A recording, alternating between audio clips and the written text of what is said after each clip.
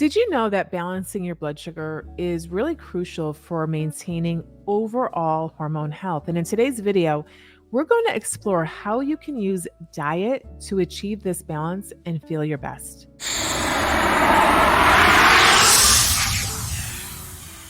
Welcome back to my channel. I'm Dr. Renee, and I help women balance their hormones naturally and rewire their brain for better health. And just a little reminder before we get into it, if you enjoy what you learn in today's video, do me a favor. Can you hit that subscribe button? And I'd really appreciate a thumbs up so I know you resonate with the content. And one more thing, because I'm a doctor, I just have to remind you, the videos on this channel are for informational, educational purposes only. They're not intended to be taken as professional medical advice. While I am a doctor, I'm not your doctor. So do me a huge favor. If you have a medical need or a health concern, please consult your own personal doctor or healthcare practitioner. Okay? With that out of the way, let's get into it. Okay, so when it comes to diet and nutrition, most people start by taking foods out or eliminating foods. But honestly, deprivation isn't always the best approach. Instead, what I would love for you to do is to focus on adding what serves you better. By incorporating a variety of healthy ingredients, you can naturally crowd out foods that don't support your overall hormone health, like those that are highly processed or full of refined carbs, or those pro inflammatory oils or added sugars. And realistically speaking, these types of foods are central to our Western diets and they can be found everywhere.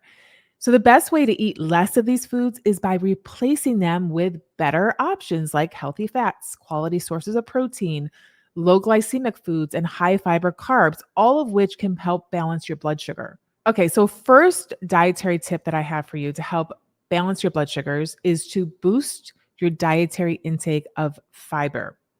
Now, I usually recommend at least 25 to 35 grams per day. But if you're like the average American, your diet is probably currently low in fiber. So please do me a huge favor.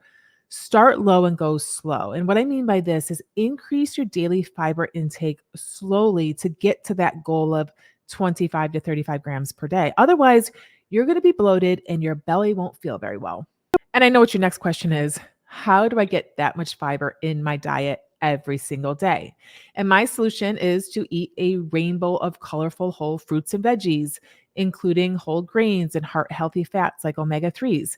You want to make sure you get veggies at every meal. And when you look at your plate, you want to make sure your plate is at least 2/3 to 1/2 full of veggies at every meal. And because you are increasing your consumption of fiber, and again, hopefully it's slowly, I want you to hydrate with plenty of filtered water. Not only is this going to keep you from getting constipated, but drinking more water will crowd out your consumption of sweetened drinks. And speaking of sweetened drinks, you might be wondering about artificial sweeteners.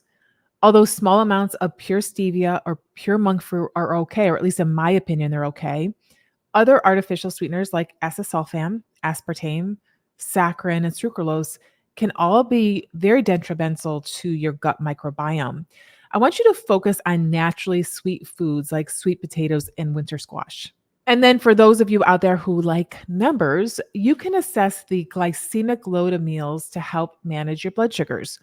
The glycemic load considers both the quantity and the quality of carbohydrates, which will provide you a better picture of that particular food's impact on your blood sugar.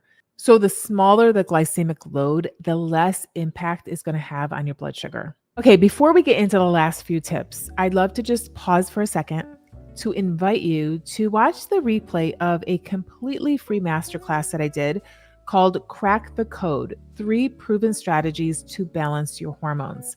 If you're tired of feeling sluggish, out of balance, and just not yourself, this masterclass is for you. Now, I've distilled years of research and practical application into 3 powerful strategies that address the root causes of hormonal imbalance. This masterclass is your key to unlocking a healthier, more vibrant you. So I'll be sure to drop the link to snag the replay below.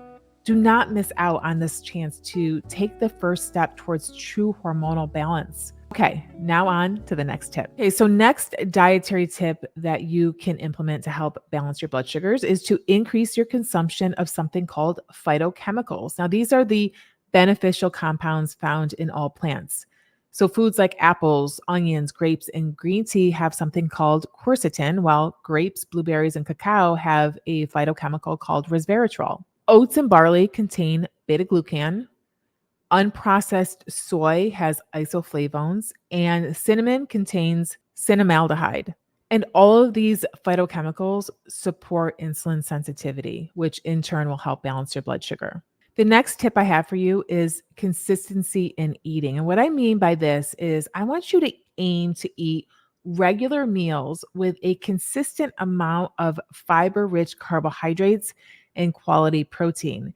Eating around the same amount of carbs at each meal can help stabilize your blood sugar and prevent fluctuations. And this is especially crucial for those of you struggling with adrenal dysfunction. Speaking of carbs, let's talk about this hot topic. The number of carbs per meal varies based on your individual needs, your activity levels, and so many other factors. Generally, 30 to 60 grams per meal is usually pretty good. But for those of you out there dealing with insulin resistance, you might want to consume lower amounts of carbs. So this scenario is where working with a healthcare provider like me can be beneficial so we can help determine the best approach for you. Last thing I want you to consider is nutrient deficiencies. Nutrients like magnesium, which so many people are deficient in, vitamins C, vitamin D, zinc, and chromium are all essential for maintaining healthy blood sugar levels.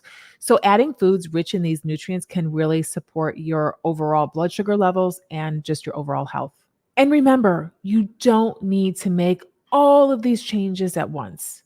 I think making a ton of changes all at once sets most of us up for failure since it feels hard. So I want you to start by adding one new habit at a time, and you'll be on your way to better blood sugar control and hormone balance.